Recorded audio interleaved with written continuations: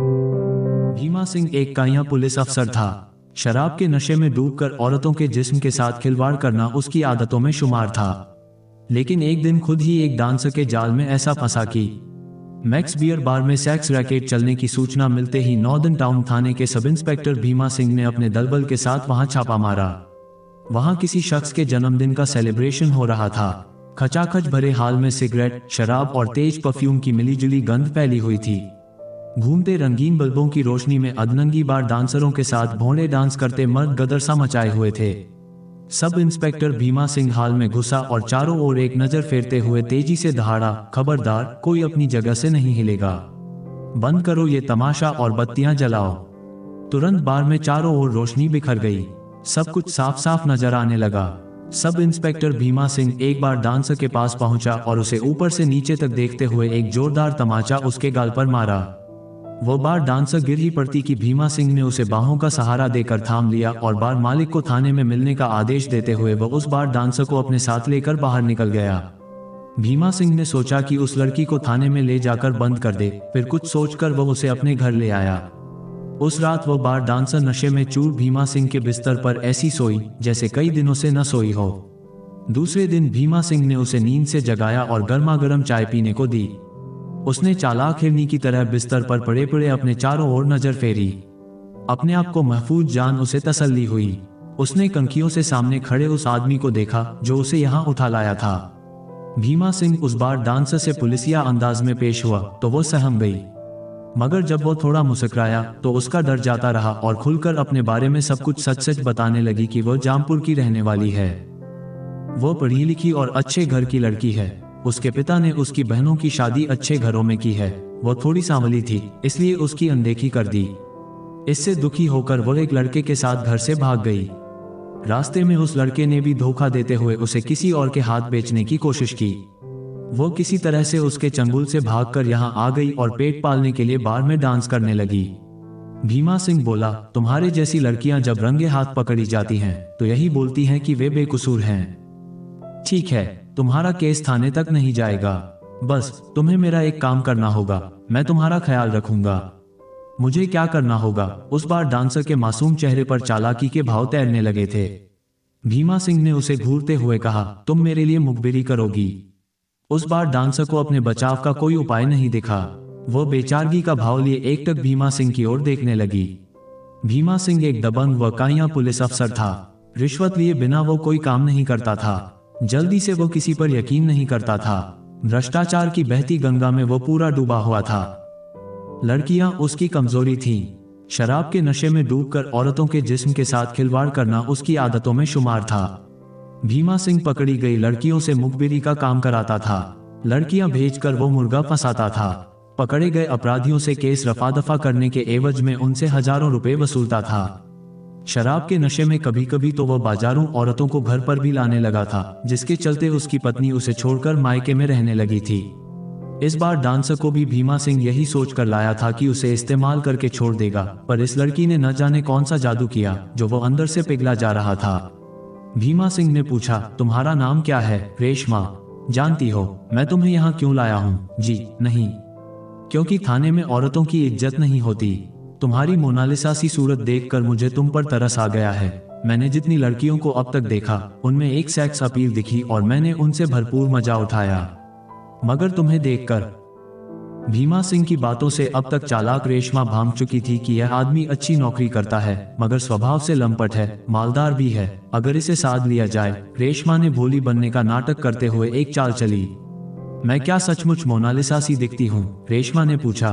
तभी तो मैं तुम्हें थाने न ले जाकर यहाँ ले आया हूँ। रेशमा को ऐसे ही मर्दों की तलाश थी। उसने मन ही मन एक योजना तैयार कर ली। एक तिरछी नजर भीमा सिंह की ओर फेंकी और मचल कर खड़ी होते हुए बोली, ठीक है तो अब मैं चलती हूँ सर। तुम जैसी खूबसूरत लड़की को गिरफ्त में लेने के बाद कौन बेवकूफ छोड़ना चाहेगा? तुम जब तक चाहो यहाँ रह सकती हो। वैसे भी मेरा दिल तुम पर आ गया है। भीमा सिंह बोला। नहीं नहीं, मैं चाहती हूँ कि आप अच्छी तरह से सोच लें। मैं बार डांसर हूँ और क्या आपको मुझ पर भरोसा है? मैंने काफी औरतों को देखा है, लेकिन न जाने तुम में क्या ऐसी कशिश है जो मुझे बार बार तुम्हारी तरफ खींच रही है। तुम्हें विश्वास न हो तो फिर जा सकती हो। रेशमा एक शातिर खिलाड़ी थी। वह तो यही चाहती थी, लेकिन वह हांडी को थोड़ा और ठोक बजा लेना चाहती थी, ताकि हांडी में माल भर जाने के बाद ले जाते समय कहीं टूट न जाए। वह एकाएक पूछ बैठी, क्या आप मुझे अपनी बीवी बना सकते हैं? हाँ हाँ, क्यों नहीं। मैं नहीं चाहता कि मैं जिसे चाहूं वो कहीं और जाकर नौकरी करे। आज से यह घर तुम्हारा हुआ, कहकर भीमा सिंह ने घर की चाबी एक झटके में रेशमा की ओर उछाल दी। रेशमा को खजाने की चाबी के साथ सैया भी कोतवाल मिल गया था। उसके दोनों हाथ में लड्डू था। वह रानी बनकर पुलिस वाले के घर में रहने लगी। भीमा सिंह एक फरेबी के जाल में फंस चुका था।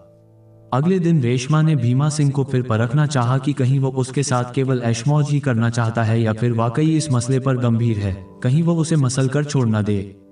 फिर तो उसकी बनी बनाई योजना मिट्टी में मिल जाएगी।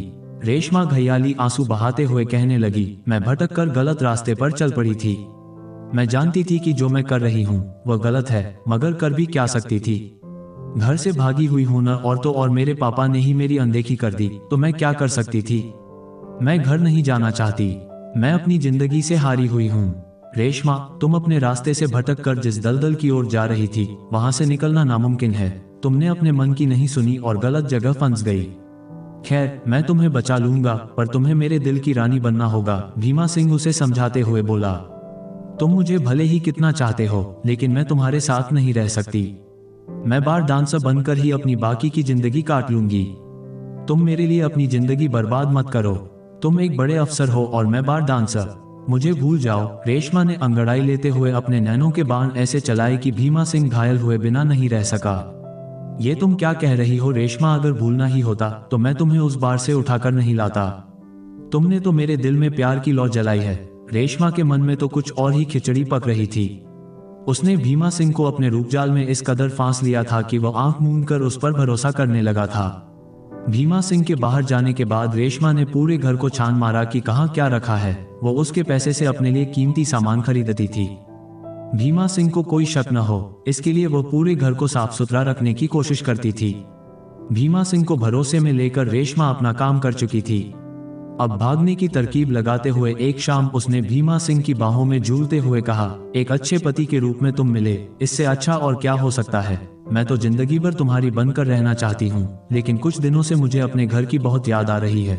मैं तुम्हें भी अपने साथ ले जाना चाहती थी, मगर मेरे परिवार वाले बहुत ही अड़ियल हैं। वे इतनी जल्दी तुम्हें अपनाएंगे नहीं। मैं चाहती हूँ कि पहले मैं वहाँ अकेली जाऊँ। जब वे मान जाएंगे तब उन लोगों को सरप्राइज देने के लिए मैं तुम्हें खबर करूंगी। तुम गाड़ी पकड़कर आ जाना। ड्रेसिंग टेबल पर एक डायरी रखी हुई है, उसमें मेरे घर का पता व फोन नंबर लिखा हुआ है। बोलो, जब मैं तुम्हें फोन करूंगी तब तुम आओगे न? क्यों नहीं जाने मन, अब तुम ही मेरी रानी हो। तुम जैसा ठीक समझो करो। जब तुम कहोगी मैं छुट्टी लेकर चला आऊंगा, भीमा सिंह बोला। रेशमा चली गई। हफ्ते महीने बीत गए, मगर न उसका कोई फोन आया और न ही संदेश। भीमा सिंह ने जब उसके दिए नंबर पर फोन मिलाया तो गलत नंबर बताने लगा। भीमा सिंह ने जब अलमारी खोली तो रुपए, पैसे, सोने चांदी के गहने वगैरह सब गायब थे। घबराहट में वह रेशमा के दिए पते पर उसे खोजते हुए पहुंचा तो इस नाम की कोई लड़की व उसका परिवार वहां नहीं मिला। भीमा सिंह वापस घर आया, फिर से अलमारी खोली, देखा तो वहां एक छोटा सा पर्चा रखा मिला जिसमें लिखा था, मुझे खोजने की कोशिश मत करना। तुम्हारे सारे पैसे और गहने मैंने पहले ही गायब कर दिए हैं। मैं जानती हूं कि तुम पुलिस में नौकरी करते हो, रिपोर्ट दर्ज कराओगे तो खुद ही फंसोगे कि तुम्हारे पास इतने पैसे कहां से आए। तुमने पहली पत्नी के रहते दूसरी शादी कब की? भीमा सिंह हाथ मलता रह गया।